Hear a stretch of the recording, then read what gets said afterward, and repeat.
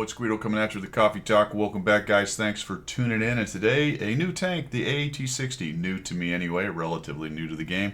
To be honest, I don't remember where it came from. But it is a medium tank. It's a US medium tank. It's got kind of this small little turret, much like the, is it the AE Phase 1, potentially? I don't know. There's a heavy that's got a similar looking turret right there. It's a decently armored medium, got pretty good speed. Turret's not as armored as you might think, though. It's just got a lot of angles on it. You put any kind of sideways to it, you got that big flat plate right there. And this is my very first game in the tank. First time I played it. I don't have my field mods going on in it, although I do have bounty equipment on it. I think I'm running... I'm guessing I should have looked at it. I believe it's experimental, the experimental turbo thing that helps with the aiming. A rammer, and probably a vert stab, I believe, are the three things that I'm running on this. I will eventually get a spotting loadout for it and a combat loadout, but that's what I've got until I get the field mods sorted out. I wondered if it was low enough that I could come over here and get shots and not be seen, although I think I pretty immediately get seen here. BZ, let's see, does he see me? He does, so that means he might have a pixel. There is a hatch on the top of it right there, kind of hard to hit. But again, the turret is not amazing. It's okay. Decently angled. Lots of gun depression. You got 10 degrees. That's always good. We're here on Ghost Town today. Himmel's Ghost Town Dorf. And I saw that we had a really nice push going on in the middle. This guy just loses his mind. I'll get some damage. No, I won't. Why would I penetrate the armor? Well, because I hit the angled side of it. Kind of a bad shot. But he gets toasted before I can do anything else. And unfortunately, I did not track him, so I don't even get any assist out of it. I went to the city on an all-tier 8 battle. There are no artillery. That's nice. That's kind of why I was a little bit comfortable sitting where I was. You sit in that spot, you probably get artied. And I thought I was low enough that it would at least be very difficult for these guys to hit me. So I'm going to come over here and see if I can help out the heavy brawl a little bit. This guy loses his mind. I miss it. IS-3 wants to come in. I'm going to hide behind the TS-5. Sorry about that, double barrel guy. That worked out nicely. I don't know what the Ferdinand's doing. I've got to go a little further forward than I want to here. Little Ferdinand forward than I want to, and I get a 328. That's another nice thing about this tank, my friends. We are rocking a 320 Alpha. That is really good for a medium tank. Of course, we are dealing with the world of tanks, the world of power creep and world of tanks. There's a lot of guys right there. I'm going to move on out, get out of the way. I don't know what this Skoda's doing back here. We'll swing back around. As you can see, it's got pretty good mobility. I'm getting around, at least in the little micro positioning area that I'm in. Getting around. I'm wondering, all right, let's see if we can sneak a shot on the BZ if he's not paying attention here. Well, we got it, but he backed up just in time to not eat the shot in the lower plate. Decent accuracy. Like I said, I am running a vert stab on it. I do have a little bit more help from that experimental turbo / gun helper thing. But I noticed over here that the IS-3 was working over our IS-22. So I want to kind of surprise him. I don't want him to see me. I want him to come out around the corner, see if I can shoot him. Let's see if we can get him right here. Ah, not quite, not quite.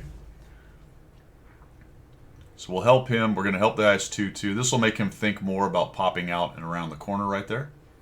Not really sure what the IS-22 is doing. He's not even moving. He's sort of just, no, okay, now he's moving.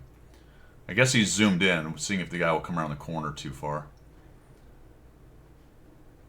Bit of a stalemate. Shots go into the 65T. The 65T makes a mistake here. He comes out in the open. We'll take care of him. And all of a sudden, we've created a nice little advantage for ourselves. 3-5. I've only got 478 hit points of damage, though, so I want to go try to find some more. So, well, let's head over this way.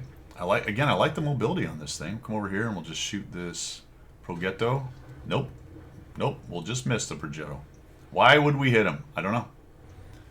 Oh, okay, great. I like this. A BZ is going to come out in the open and make it easy for everybody. Looks like you wanted to kill the 122 TM with a little bit of a rocket ram and maybe the big old derp gun, but he's paying that price. He may have actually missed. Right into the lower plate. Very nice. It does run heat. Got the Kalana right here. So the heat is giving you a decent 285 pen. Not amazing, but pretty good. Enough to get the Kalana lower plate, which is where I was aiming. Very good. Left him on 14 hit points, unfortunately, between the two of us. But this is well in hand, 7 and 4. We just have to be careful about pushing into the campers and not bleeding a bunch of low hit points tanks in there. So we'll push across here. There is a Progetto over there somewhere, so I don't want to just stand out in the open. Come over and try to support the 122. The Skirta is there with good hit points at 1510. And he does have camper help up there, so we do need to watch that. But the Scorpion had fired. Opportunity there maybe to switch over to HE and get more damage out of that. This might actually hit. I don't remember. I want to say it's a 4,000 damage game-ish. High 3s, low 4s. We'll see what it says at the very end. But we're at 1,800, 153 assists. We just have to track down the last holdouts. The Skota is the only guy kind of holding on to the city right now. There he is. Let's see if we can sneak a shot into him. Oh, wow. Okay.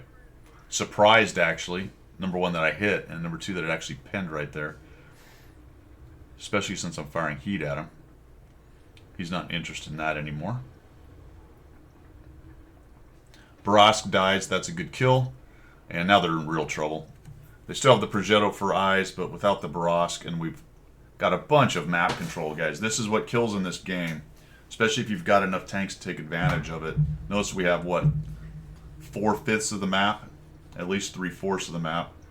And closing in, they don't have a lot of places to fall back to. They do manage to kill our IS-22. I'm hoping this guy has to be pushed out and we can start working him over. Now, they've made a little move there. They've killed the IS-2 and the Type 59, so this is what I'm worried about, people sort of moving across open spaces with low hit points, but they flushed this dude out. Looks like he wants to maybe move in there and take out some low hit point guys. That was kind of a hasty shot, unfortunately. But we have enough guns around that that was not a great move, and we start punishing him very nicely. I don't think he's going to get away. Boom, and he actually, nope, he missed. Sorry, I thought he got me. 2,824, and the last of the last remnants, guys.